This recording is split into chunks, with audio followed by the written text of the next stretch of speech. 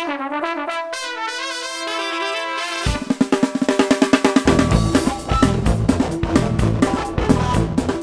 on to the next topic. I think we're gonna get a little more lighthearted, and we're gonna try to not get anybody fired. We're gonna talk instead of talking about the refs or talking about the best players. We're gonna talk about the disagreements and some of the more lighthearted topics. So I'm going to start with a point after my own heart. I went into the chapter about the dirtiest players, and I was like, boy, I can't wait to see how he takes down Dwayne Wade. What happened? Where was Dwayne Wade in the dirtiest player chapter? You know what? I think he barely missed the cut. I mean, I agree with you. He's a dirty player. To say he was a top 10 dirtiest in the last decade, I thought it was not necessarily fair to him. I know he's a drama queen, and that bothers me a lot. And that's always bothered me about D Wade and about his game and how he gets those calls and how he flops. But it's hard to say he's a dirty player to the same extent that a guy like Garnett or a guy like Meta World Peace. I don't know if he's dirty as much of a drama queen as he is. You know who's an underrated dirty player? Did you have Jason Kidd on your list? No. Jason Kidd is an underrated dirty player. He has the old man like cheap foul game where like he's like busting people and just popping them with the shoulder and just kind of hitting and throwing people down defensively, particularly as he got older.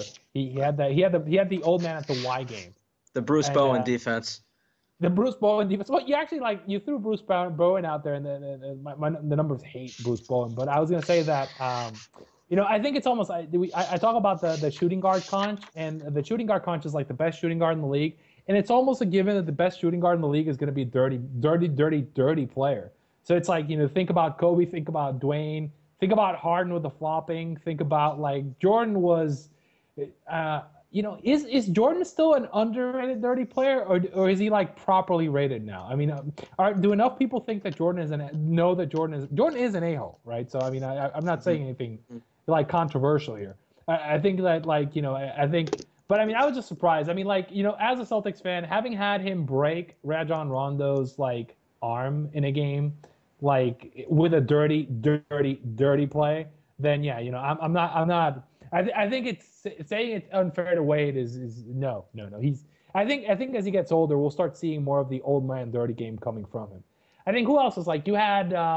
I think Sheed was emotional, but I don't know that I'd have him as like necessarily. He's more emotional than dirty. But again, you said post Jordan, so I can't fault you for not having Lambeer on that list. Oh well, Lambeer definitely would have been on there. But going back, it depends. It's all on how you define dirtiest players. So that's not so simple. You can include the flopping, you can include arguing calls and just having a bad attitude on the court. So I included both of those. So that's one reason, for example, why I had Rasheed Wallace on there. Why I had Zaza Pachulia on there. These guys complain after every call, and you can't appreciate what they're doing on the court anymore. I think if you do an next edition of the book with an expansion, I'm going to suggest you have an honorable mention in that chapter. It should be the San Antonio Spurs. Just the Spurs in general, not even just the Spurs as a team. And again, I'm a bit of a Spurs homer, but my God, I was in it. I was like, I used to cheer for heels when I was a kid in wrestling. So it's like Tim Duncan never committed a foul in his life, and Manu Ginobili is the king of flopping, and it's like you had Bruce Bowen, you had Ori at his dirtiest. So I mean, I think. The Spurs, and again, I think they do it because they believe it's smart basketball tactics.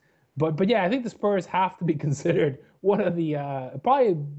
I mean, I think they're proud to wear the black. It's just now that people think that they're like this nice, like friendly team. But 4 or 5 years ago, people hated the Spurs, right? It's just I think go ahead. It's very interesting. You're right. Everybody considers the Spurs a class act. You hear that all the time. Everybody throws it out there. A class act.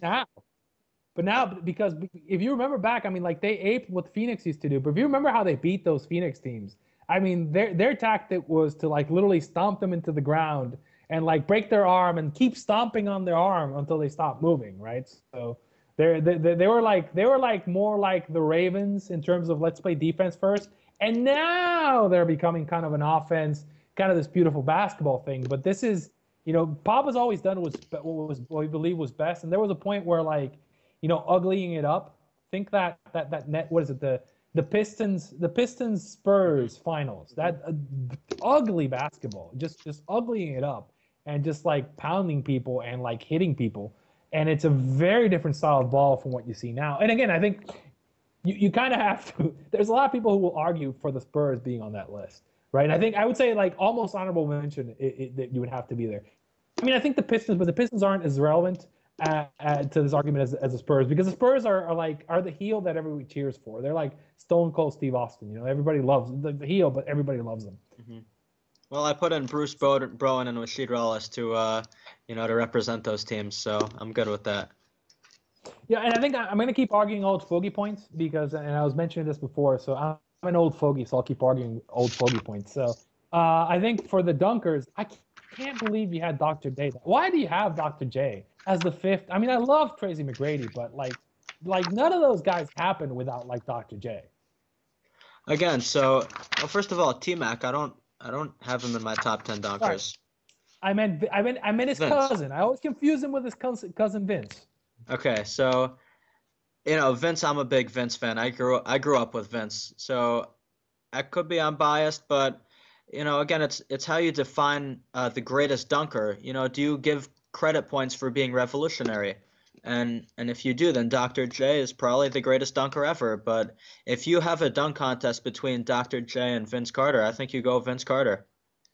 Yeah, I think the problem is like everybody kind of remembers, and I have a little bit of the get the grainy like the old footage of him in the ABA. He was doing the same kind of things Vince was doing in games in the ABA. It's just like when you got NBA Dr. J, like that everybody's most familiar with was kind of like Dallas Mavs Vince. It's or like New York Nets, New York, like New Jersey Nets Vince, in that he wasn't the same guy anymore. He wasn't, this is like, post some surgeries and like he's slow a step and not the same guy. And there's stories about, like, there's the great book, I always throw a plug out to it. You've read Loose Balls, right? Which is the ABA book from Terry Pluto. Mm-hmm. And all the stories about the kind of dunks he used to do to people in traffic, which is very similar to what Vince did later. And I think where Dr. J kind of, and it's kind of the same problem Wilt and Russell have, which is like we just don't have the stats, we just don't have the film. So yeah, I mean, I think Vince is the best in-game dunker we've seen. I think I would really have Dr. J much higher because I give I'm a big believer in all those tall tales, and again it might just you have to take those tales about like Dr. J being 10 feet tall and being able to dunk from the half court line, and again I'm exaggerating, but you have to take those like stories with a grain of salt, I think, but there's enough kind of like the older Dr. J, there's enough of that where we can kind of think about what he was. And I think that, I'd have him over Jordan. And I think I'd have him over like Dominique as a dunker, because I think even Jordan would have him over Jordan as a dunker. I think Vince is the only one where I'd say, I have to give you Vince. I really have to give you Vince. Vince was awesome. I don't know if that's true. I mean, the dunk evolved over time. So, dunks even like what Gerald Green has been doing, these crazy windmill dunks, that wasn't like a normal thing in the 70s when Dr. J played. So it's hard to fault him for that, but it just wasn't normal to do these crazy dunks that guys do today.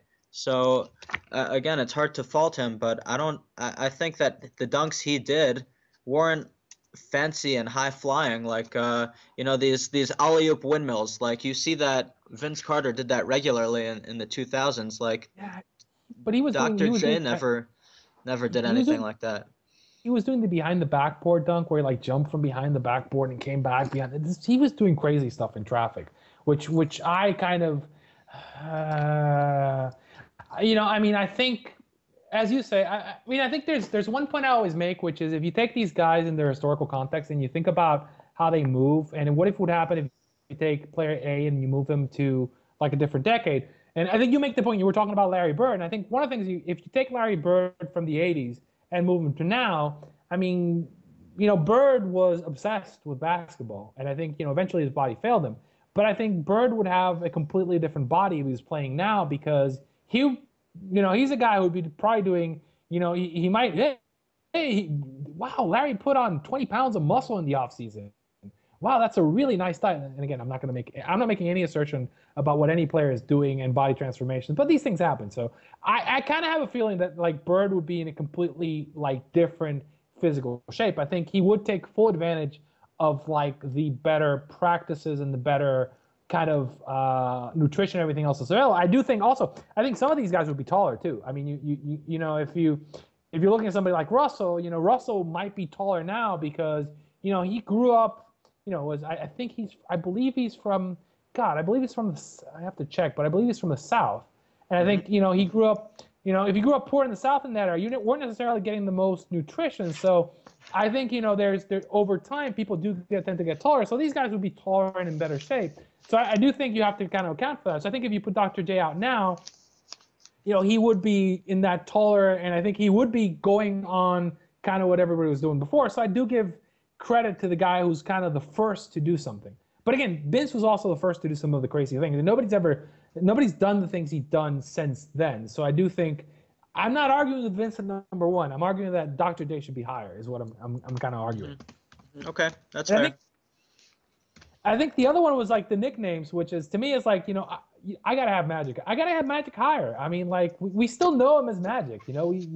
I think his wife still. I think his wife calls him Magic, not Irvin. It's like I think that's got to count for something. And again, I mean, I love white chocolate, but like I have a thing about nicknames that the people on the court don't come up with, right? So it's not a nickname that came from the court. It's a nickname that came up from the front office. I'm like, it's the Kings, right? So it's, I mean, the Shaq stuff is good, but I think Magic to me is the best. And I hated Magic, but Magic was everything about him was that nickname, right? So that's what he was. It was Magic. It was Showtime. It was actually you say Magic, you think about those Showtime Lakers. And to me, that's what makes a nickname great. And that's just me. I'm an old fogey, so what do I know? I mean, that's definitely a fair point. It's how you define a great nickname. There's different ways to define it, and Magic is definitely the classic, great basketball nickname that's been given over the history of the game. So that's definitely a valid point. I kind of looked more for clever nicknames, and that's why I thought, like clever, funny, a little bit like Chocolate Thunder and all these funny Shaq nicknames. I kind of like those, but I definitely hear where you're coming from. Yeah, I think the other point I had, which and we didn't mention at the beginning, was we were talking about the smoothest players last, and I was like, I had a disagreement with you on the smoothest because I was saying that to me the smoothest or like is a guy that to me smooth or like my meaning is like it's a guy who like there are certain nights where he's just completely unfreaking stoppable, and I love T-Mac. I'm a huge T-Mac homer, but to me like LeBron is the epitome of that, or like and Jordan was like that too, but there's certain nights where LeBron just shows up and you're like, there's absolutely nothing I can do to stop him. I think that and the guys who are like kind of fearless in going at it, like Manu or Dirk. I think Manu has a lot of that where like he's just playing this game, or Nash was like that too, where he's just Nash was perfect on this, where like he's like a ping pong ball going out of control all over the court and just doing crazy stuff where you just shake your head. It's that reaction. It's the Jordan, what the hell, and it's the same, and that's I just thought of the smooth thing as differently, so I thought that LeBron should be higher on that list. Although I love T-Mac. T-Mac when he was healthy was great. I think, and I think what's been crazy about LeBron is he's gotten more and more and more like that. You keep thinking he can't go to a level higher, and and again, I think this year he ran into like an all-time team, but like the last two playoffs before that, there was this level he was hitting where like, before like what the Mavs did, which is like, let's turn him into a perimeter player. And then he went like, you know what, you're going to turn me into a perimeter player? I'm going to start hitting like mid-range jumpers and three-pointers at a historic rate for a small forward. And there's just nothing you can do about it. But that's just me. I mean, right. So that's also a fair point. When I wrote my book and I wrote about smoothest players, so what I had in mind was finesse, the handles, just looking, like T-Mac, when he played ball, he looked silky smooth. Like that's what they said about him. He was silky smooth. So that's why I ranked him number one. I mean, I just loved his game. I guess you can say like the eye test. just just enjoying watching them play. So a guy like D Wade, a guy like even Jamal Crawford, for example. In my book, I thought those were considered smooth players. I hear what you're saying about unstoppable, but that's not necessarily smooth. By that definition, you know who the smoothest player I've ever seen live is? And this to me it was surprising as hell to me when I realized it when I was watching them. I got to go see the Warriors, and Steph Curry is when you see him in person, it's amazing. It's like if you're watching him, you think if this guy gets a millimeter, if he gets a millimeter of open space, you believe he is making every single shot. And I saw Larry Bird. I saw Larry Bird play at the old Boston Garden live, and this was to me. I was like watching Curry and going like, oh my god. And again, he's not as tall as Bird. He's not. He doesn't. He can't. Or like Dirk, who can like get open because of the size. But Curry, like, it's crazy. It's like I mean, like, he has quickness. He has quickness and handles that neither Bird nor Nowitzki had. yeah, no, but it's like if he gets that millimeter of space, or like when he does those pull-up jumpers in traffic, where you're like, no, yeah, oh my God, yes. It's like it's just amazing to watch. It's like I know what you mean by that. It's like, and you watch and you're like, this shouldn't work, but it's actually freaking working. And I'm watching. I mean, like the Celtics, and it was the Celtics game I was watching. They were throwing Avery Bradley, and I believe it was what was the other? They had another A+ defender on him. And they had some great and Avery Bradley was like one of the best on-ball defenders I've ever seen. He's crap at everything else, but he's a great on-ball defender for wings. And like they were taped to him like for the entire game. And every time Curry had like this much space, you were like, oh my God, that ball's going in. And that's kind of, I get what you mean. That was the same feel you got from watching like T-Mac, but it's almost kind of, it's a little man's game where like you're watching somebody who should be able to do it, but you're saying he's like, in person, he's so smooth, right? I get what you mean on that. I think I'm coming around to your point of view, but you got to, if you do it, you have to have Curry on that list. Oh, 100%. The only reason I didn't was because I already wrote this book before the end of this past season.